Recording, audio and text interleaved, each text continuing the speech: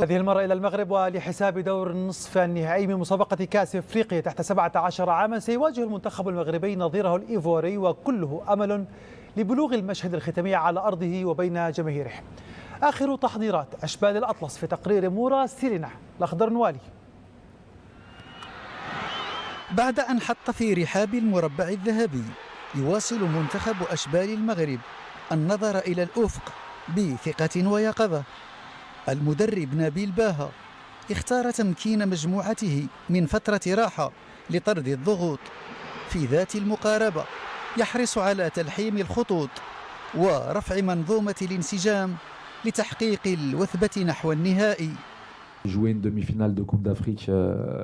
أن تلعب مباراة في دور نصف النهائي لا يحدث هذا في كل مرة، وإن كانت هذه المرة الثانية على التوالي التي نلعب فيها في هذا الدور، ولكن بلاعبين آخرين. وفي السنة المقبلة سيصعدون إلى فئة سنية أعلى ولا يتمكنوا من المشاركة في بطولة إفريقية إلا إذا شاركوا مع منتخب تحت 20 عاما، وبالتالي عليهم الاستمتاع بالحدث وأن يقدموا الأفضل حتى لا يندموا. اللاعبون الذين توفرت لهم فرصة غالية لحيازة إنجاز يحسب لجيل من المواهب، تغمرهم روح الفوز للعبور للنهائي بغية تحقيق اللقب لتجاوز صفة الوصيف المحصل عليها في آخر نسخة من المسابقة. الجاهزية قائمة من خلال التحضيرات التي شهدها المدرب الخبير أرسن فينغر، وهو ما يحفز لتحقيق المطلوب. بالطبع عندما تشارك في البطولة أنت تريد التتويج، ونحن هنا من أجل إحراز اللقب، وخاصة أنه لم يسبق لنا التتويج في فئة تحت 17 عاما، وغايتنا هي الظفر باللقب. أجواء منتخب المغرب تبعث على الارتياح، والأهم إحداث توازن بين الإمكانيات لتحقيق تطلعات الرأي العام المحلي إقناعا ونتيجة. الطموح يتنامى نحو المرور إلى النهائي للتوقيع على صفحة جذابة في تشكيل واعد. الأشبال على موعد مع منعطف جذاب. الأخضر نوالي، بي إن سبورتس، الدار البيضاء. كاين اون بون فورماسيون دابا في اي دوله ديال لافريك. كلشي كيخدم مزيان، كلشي عندهم دي بون ستاف، كلشي كيكون اورغانيزي كيخدم على النتيجات في لي ديفيرونت كومبيتيسيون اللي كيكونوا سوا كونتينونتال و انتركونتينونتال.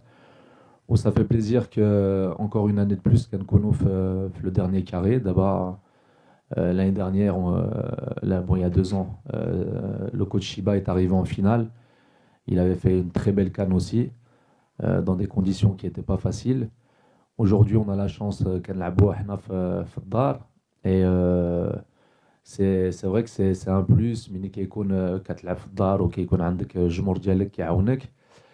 Mais bon, après c'est des années où que le football francophone va être devant. L'année prochaine, ce sera autre chose. Mais je pense que dans ces catégories d'âge, il n'y a pas de vérité. Il n'y a pas de vérité parce que c'est un âge où c'est des adolescents. غادي تشوف واحد الماتش كيكونوا في واحد المستوى كبيره بزاف، والغد كتشوفهم كتقول qu'est-ce qui se passe. ما ça fait partie de leur formation. خصهم يربحوا، خصهم يخسروا باش يتعلموا، باش من يوصلوا في لي كاتيجوري سوبيريور عندهم كاع داك لو باجاج ديال لا ديفيت، دو با جوي، دو جوي، دو غانيي. مي خصهم يتعلموا من دابا comment il faut gagner هذوك les équipes africaines qui sont très difficiles à jouer. Mais bon, voilà. En ce qui concerne sur la finale, c'est ça. Peu importe qui on va jouer en finale, si on arrive déjà à battre cette grande équipe de Côte d'Ivoire, حنا واجدين على كل شيء.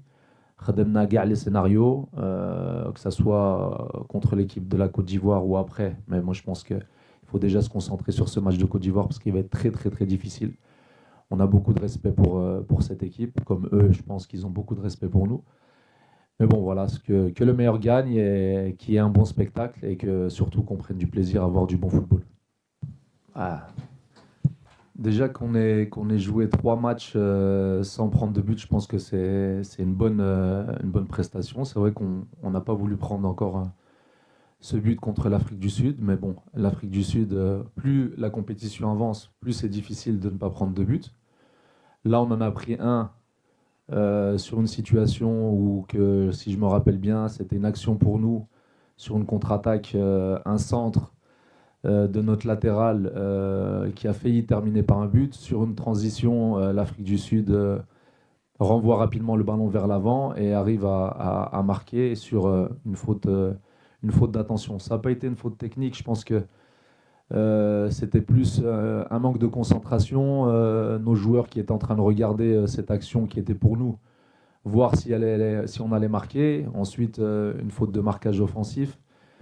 On connaît la force de cette équipe d'Afrique du Sud qui nous a fait mal sur un but. Mais bon, après, le plus important, c'est qu'après, nos joueurs n'ont pas baissé les bras.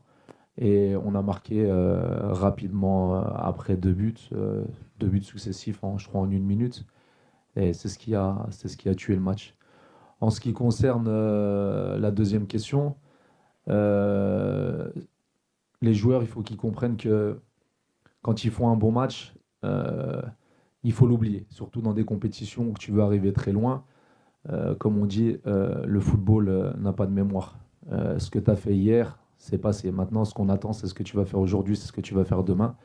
Donc, il faut qu'ils se concentrent rapidement sur le prochain match, la prochaine échéance, pour se concentrer le maximum possible sur ce qui arrive, parce que jouer une demi-finale de Coupe d'Afrique, c'est pas tous les ans qu'on va le faire, même si c'est la 2e année consécutive, mais avec différents joueurs.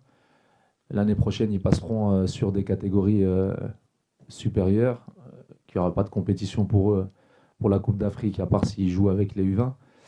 Donc voilà, il faut qu'ils savourent le moment, qu'ils donnent le maximum, ne pas avoir de regrets, bien préparer la compétition, bien préparer ce match, bien récupérer entre les matchs, apprendre des erreurs qu'ils ont pu faire. Et puis à partir de là, je pense que jusqu'à présent, ils ont bien fait les choses.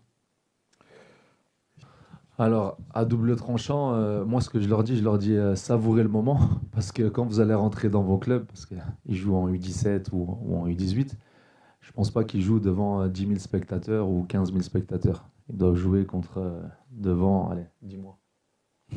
100, c'est magnifique. Donc, ils savourent ce moment, parce que en plus, ils jouent dans leur pays, dans notre pays.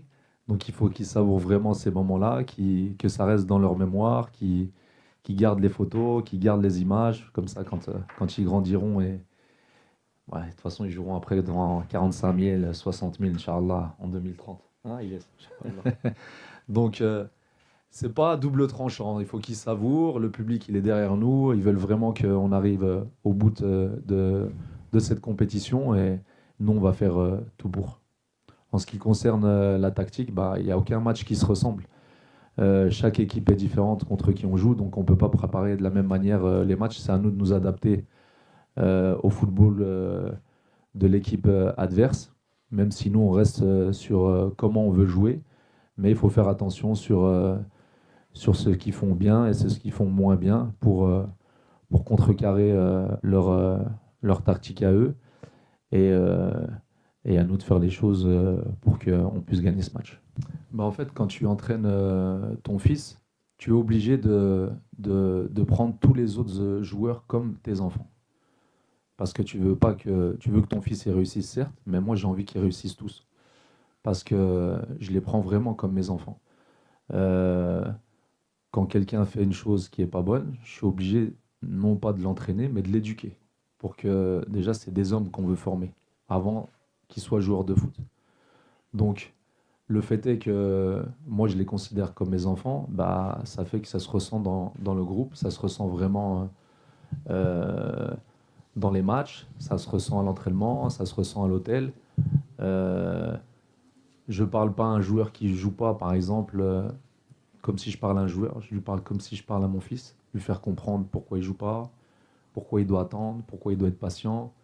Et ça fait partie de mon travail pour que quand il retourne dans son club, ça l'aide aussi pour qu'il devienne meilleur, qu'il ne fasse pas d'erreurs, qu'il pense à moi dans un